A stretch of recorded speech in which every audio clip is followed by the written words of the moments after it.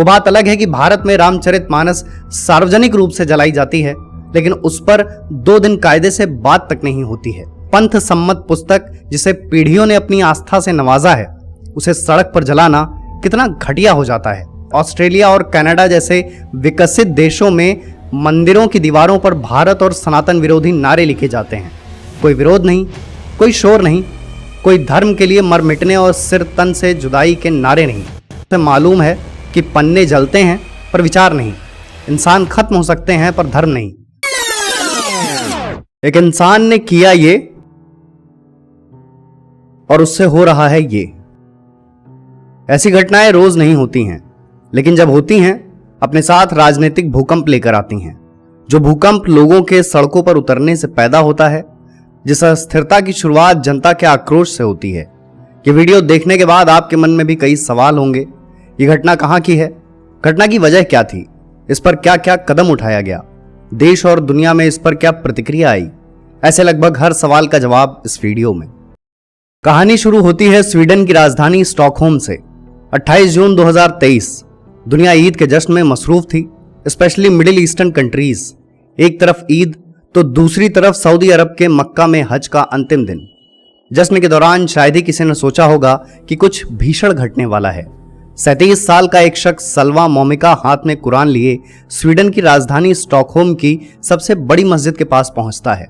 250 से 300 लोगों की भीड़ के सामने वो शख्स कुरान के कुछ पन्ने फाड़ता है, उनसे अपने जूते साफ करता है और अंत में उन्हें आग लगा देता है। मस्जिद से कुछ दूर खड़े सैकड़ों लोग गुस्से में चीखते हैं और उस शख्स की तरफ बढ़ते हैं, लेकिन मौके पर मौजूद स्वीडन की पुलिस उन्हें पीछे ढकेलती है। स्वीडिश पुलिस स्टॉकहोम का विरोध काबू कर लेती है, लेकिन जिस विरोध पर उसका कोई बस नहीं था, वो था दुनिया के मुस्लिम देशों का प्रतिरोध। एक झटके में खबर नेशनल से इंटरनेशनल ब्रेकिंग बन गई। खाड़ी के देशों की आक्रोश भरी प्रतिक्रिया सामने आने लगी। सबसे बड़ी बात यह थी कि सलवा मोमिका ने पुलिस से अनुमति लेकर यह सब किया था। घटना के बाद सलवा ने स्वीडन के इंडिपेंडेंट लिबरल न्यूज़पेपर एक्सप्रेशन को अपना इंटरव्यू भी दिया था, जिसमें उसने कहा, आने वाले 10 दिनों के अंदर मैं स्टॉकहोम की इराक एम्बेसी के सामने इराक का झंडा और कुरान जलाऊंगा। मुझे अब तक जान से मारने की हजारों धमकियां मिल चुकी हैं। मैं जानता था कि मेरे एक्शन का बड़ा रिएक्शन होगा। मैं कुरान जलाकर उस पर अपनी भावनाएं व्यक्त करना चाहता था। कुरान जलाना किसी तरह का हेट क्राइम नहीं है और न ही किसी ग्रुप के लिए किसी तरह का एजिटेशन है। पुलिस के पास जांच करने का अधिकार है कि कुरान जलाना हेट क्राइम है या नहीं। पुलिस सही भी हो सकती है और गलत भी। इन बातों के बाद स्वीडिश पुलिस ने सलवा पर एक एथनिक ग्रुप के अगेंस्ट एजिटेशन करने का चार्ज लगाकर उसे हिरासत में ले लिया। यहां प्रश्न आता है कि ये सब हुआ क्यों? इसके पीछे की वजह क्या थी? सीधे तौर पर घटना के पीछे कोई वजह नहीं है, लेकिन कुछ ऐसे केसेस हैं जिन्होंने इस घटना की जमीन तैयार की। 2023 के जनवरी में एक far right Danish Swedish figure ने स्टॉकहोम में टर्किश एम्बेसी के सामने कुरान जलाई थी। तब भी दुनिया के तमाम देशों ने इसकी भरपूर आलोचना की थी, जिसमें टर्की सबसे आगे था। टर्की का कहना था कि स्वीडन में प्रो कर्डिश एक्टिविस्ट और एक्सट्रीमिस्ट रिलीजियस ग्रुप्स काफी सक्रिय हुए हैं। टर्की ने सख्ती से मांग उठाई कि स्वीडन उन पर कड़ी कार्रवाई करे। जनवरी में हुई कुरान जलाने की घटना के बाद और लोगों ने भी ऐसा करने की मांग उठाई, लेकिन स्वीडिश पुलिस ने ऐसा करने से साफ मना कर दिया। फिर यही लोग स्वीडन की अदालत पहुंचे। उन्होंने फ्रीडम ऑफ एक्सप्रेशन का हवाला देते हुए कुरान जलाने की एक बार फिर मांग उठाई। फिर पुलिस ने अपना पक्ष रखते हुए कहा, हम ऐसा करने की अनुमति नहीं दे सकते। देश में अस्थिरता पैदा हो जाएगी, हिंसा भी हो सकती है और बात देश की सुरक्षा तक आ जाएगी, क्योंकि ऐसी घटनाएं राष्ट्रीय नहीं होती, अंतर्राष्ट्रीय होती हैं। अदालत ने दोनों पक्षों को सुनने के बाद कहा, हमारे देश में लोगों को अभिव्यक्ति की स्वतंत्रता है और पुलिस के पास प्रदर्शन पर रोक लगाने के पर्याप्त सबूत नहीं है। पुलिस सिर्फ सिक्योरिटी कंसर्न्स को केंद्र में रखकर लोगों को विरोध करने से नहीं रोक सकती है। ये कहते हुए स्वीडन की अदालत ने प्रदर्शन करने की अनुमति दे दी। नतीजतन जो हुआ वो दुनिया के सामने है। स्वीडन की पुलिस ने जिन सिक्योरिटी कंसर्न्स का जिक्र किया वह तो फिर भी झेलने या संभालने लायक थे। बैकग्राउंड में बहुत कुछ ऐसा हुआ है जो एक देश की पुलिस से शायद ही संभल पाए।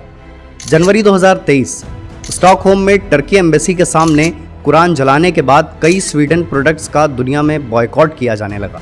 मिडिल ईस्ट कंट्रीज की स्वीडिश एम्बेसी के सामने हिंसात्मक प्रदर्शन होने लगे। इन सबसे बड़ी बात, स्वीडन की नाटो मेंबरशिप हॉल्ट हो गई। यूक्रेन रशिया वॉर के बाद से ही स्वीडन नाटो की मेंबरशिप के लिए कोशिश कर रहा था, लेकिन उसके ही अलायंस मेंबर टर्की की वजह से बात नहीं बन पा रही थी। टर्की का वही कहना था कि स्वीडन उन एक्सट्रीमिस्ट रिलीजियस ग्रुप्स पर सख्ती नहीं कर रहा है जिन्हें वो टेररिस्ट मानता है। अब वैसी घटना दूसरी बार हुई है और स्वीडन की राजधानी में मौजूद सबसे बड़ी मस्जिद के सामने हुई है। दरअसल स्वीडन में फ्रीडम ऑफ एक्सप्रेशन का डिबेट ही बड़ा प्रोग्रेसिव रहा है, या आसान भाषा में कहा जाए तो एक्सट्रीम रहा है। प्रदर्शन और अभिव्यक्ति दोनों ही अधिकारों को कॉन्स्टिट्यूशनल बताया गया है और उसकी बनावट ही ऐसी है कि अभिव्यक्ति और प्रदर्शन के अधिकार को नुकसान होने का मतलब है कॉन्स्टिट्यूशन का नुकसान माना जाएगा। इसके अलावा दोनों को डेमोक्रेसी का सेंट्रल राइट बताया गया है। इतना ही नहीं, स्वीडन के कॉन्स्टिट्यूशन में फ्रीडम ऑफ एक्सप्रेशन को स्टेट का one of the foundation factor भी बताया गया है।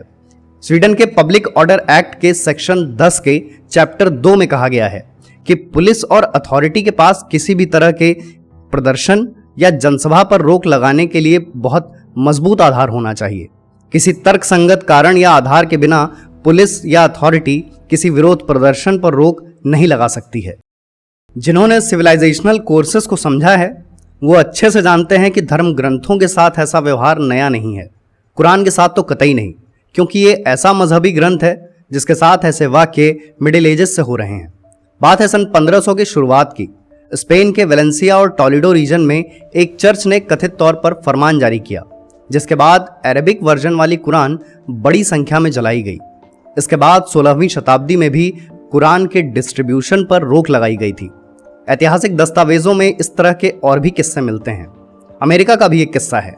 साल 2010, जगह फ्लोरिडा। यहाँ एक चर्च है, Christian Dove world outreach centre. इसके पैस्टर कम प्रीस्ट हैं टेरी जॉन्स। उन्होंने ऐलान किया कि वो 9/11 की एनिवर्सरी पर कुरान की 200 प्रतियां जलाएंगे। वो इतने पर ही रुके नहीं और बोले इंटरनेशनल बर्न कुरान डे भी होस्ट करेंगे। लेकिन इन बातों का इतना विरोध हुआ कि वो अपनी योजनाओं को अमली जामा नहीं पहना पाए। 11 सितंबर 2013 को फ्लोरिडा में जोन्स गिरफ्तार कर लिए गए क्योंकि वो कुरान की 2988 प्रतियों को आग लगाने वाले थे। 9/11 के हमलों में मरने वाले हर इंसान के नाम पर एक प्रति। जोन्स की इस हरकत का सबसे ज्यादा असर पड़ा यूरोप पर। बहुत से यूरोपियन नेता कुरान की बेइज्जती करने लगे। 2016 में राइट विंगर डच नेता गर्ट विल्डर्स ने नीदरलैंड में कुरान पर प्रतिबंध लगाने की प्रतिज्ञा ले ली। Danish Swedish neo Nazi politician Rasmus Paludan ने 2020 में अनेक देशों में कुरान जलाने का प्रयास किया था, लेकिन सफल हुए स्वीडन में भी, वो भी स्टॉकहोम में टर्किश एम्बेसी के सामने। अब आता है बहस का सबसे अहम पहलू कि इतनी संवेदनशील घटना पर क्या कहा जा सकता है। वाकई पर कुछ लिबरल देशों ने एक बड़ी अच्छी लाइन कही, what might be legal is certainly not necessarily appropriate. बेशक स्वीडन में बोलने की आजादी का अलग लेवल है, पर उसकी ढाल बनाकर क्या कहा जा रहा है और किया जा रहा है ये बहुत महत्वपूर्ण है। किसी को भी दुनिया के एक धर्म से परेशानी हो सकती है। उसके लिए एक इंसान पब्लिक फोरम पर विमर्श कर सकता है, आलोचना कर सकता है, दुनिया के सामने अपना मत लिख या कह सकता है, पर किताब को जला देना यह सभ्य और शिक्षित समाज में तार्किक नहीं है, साथ ही साथ निंदनीय भी है। वो बात अलग है कि भारत में रामचरितमानस सार्वजनिक रूप से जलाई जाती है, लेकिन उस पर 2 दिन कायदे से बात तक नहीं होती है। यहां वो वर्ग भी आएगा जो रामचरितमानस को धर्म के कटघरे से बाहर रखकर नफरत के नुक्कड़ पर पटक देगा, फिर मिथ्या के मार्ग पर मानस जला देगा। यहां रामचरितमानस को कवित्व मात्र मानकर भी विमर्श किया जाए, तब एक पंथ सम्मत पुस्तक जिसे पीढ़ियों ने अपनी आस्था से नवाजा है, उसे सड़क पर जलाना कितना घटिया हो जाता है। एक किताब से हटकर ऑस्ट्रेलिया और कनाडा जैसे विकसित देशों में मंदिरों की दीवारों पर भारत और सनातन विरोधी नारे लिखे जाते हैं। वो बातें भी कुछ कॉलम की खबर बनकर रह जाती हैं। कोई विरोध नहीं, कोई शोर नहीं, कोई धर्म के लिए मर मिटने और सिर तन से जुदाई के नारे नहीं। एक मशहूर मीम है, लोग आपस में मर कट रहे हैं, सब तहस नहस हो चुका है, हर तरफ धुआं उठ रहा है, पर एक इंसान तफसील से कश उड़ाते हुए मजे ले रहा है। तफसील से बैठे उस शख्स को हिंदू कहा जा सकता है। या और सधे शब्दों में सनातनी। इसलिए नहीं कि वो सब कुछ सह लेता है, बर्दाश्त कर लेता है, बल्कि इसलिए कि उसे मालूम है कि पन्ने जलते हैं पर विचार नहीं, इंसान खत्म हो सकते हैं पर धर्म नहीं। विषय का ये पहलू भी समझा जाना चाहिए कि लाख हमले हों पर आपकी अवधारणा प्रबल है तो जलने जलाने का प्रभाव कितना ही होगा। हाँ, हर चीज की एक लाइन जरूर होनी चाहिए, बाउंड्री जरूर होनी चाहिए कि हमले शगल ना बने, उपहास आदत ना बने, जलना जलाना कोई स्वाभाविक तयशुदा क्रिया ना बने। वेस्ट के कई देशों में कानून है जिसे सरकारें ब्लास्फेमी लॉ कहती हैं। इसकी मदद से दो चीजें होती हैं। पहली, लोगों की पंथ सम्मत आस्था की सुरक्षा होती है। दूसरी, धर्मों को मंचों से अपमानित करना क्रिमिनल ऑफेंस बन जाता है। यहां भी एक परेशानी है। एक धर्म का अपमान करना या किसी ईश्वर का मजाक बनाना या उस पर कुछ गलत कहना अलग बात है, और एक धर्म ग्रंथ जलाना अलग बात है। ऐसी हरकतों के लिए विकसित देशों के ब्लास्फेमी लॉज में कोई प्रावधान तक नहीं है। तो सबसे पहले ऐसे कृत्यों को गंभीर अपराध के दायरे में रखना होगा। 2017 में डेनमार्क ने 350 साल पुराना ब्लास्फेमी लॉ वापस ले लिया था। जर्मनी की स्थिति बहुत अलग नहीं है। जर्मन क्रिमिनल लॉ का आर्टिकल 166 धर्म की अवमानना पर बात करता है, पर धर्म के अपमान को लेकर कुछ नहीं कहता है। ऐसे देशों को धर्म पर अपने संवैधानिक नजरिए का मूल्यांकन करना होगा। उन्हें समझना होगा कि समाज के लिबरल और प्रोग्रेसिव बनने के साथ साथ कस्टम और कल्चर की सुरक्षा भी जरूरी है।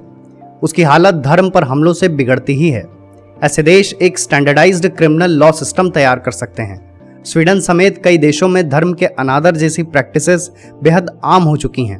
इसका एक मतलब यह भी है कि वेस्टर्न सोसाइटीज के मैसिव सेकुलराइजेशन ने धर्मों की अहमियत कम की है। इस बात से जुड़ा एक मशहूर केस भी था। बात है दिसंबर 2013 की। फ्रेंच एक्टिविस्ट इलाउजे बटन पेरिस की एक कैथोलिक चर्च की प्रेयर के बीच टॉपलेस होकर पहुंच गईं। यह उनका अबॉर्शन के मुद्दे पर चर्च के स्टैंड पर विरोध जताने का तरीका था।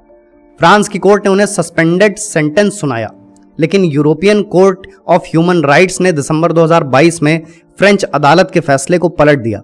दलील वही, फ्रीडम ऑफ एक्सप्रेशन। इन मामलों में इकलौती परेशानी यही है कि कोई लाइन नहीं खींची गई है, सब कुछ बेलगाम है। यहां जिम्मेदारी और सीमा दोनों तय करनी होगी। दुनिया का कोई धर्म अपमान का अधिकारी नहीं है। ये बात सबसे पहले उन्हें समझनी चाहिए जो समाज के संभ्रांत वर्ग से आते हैं।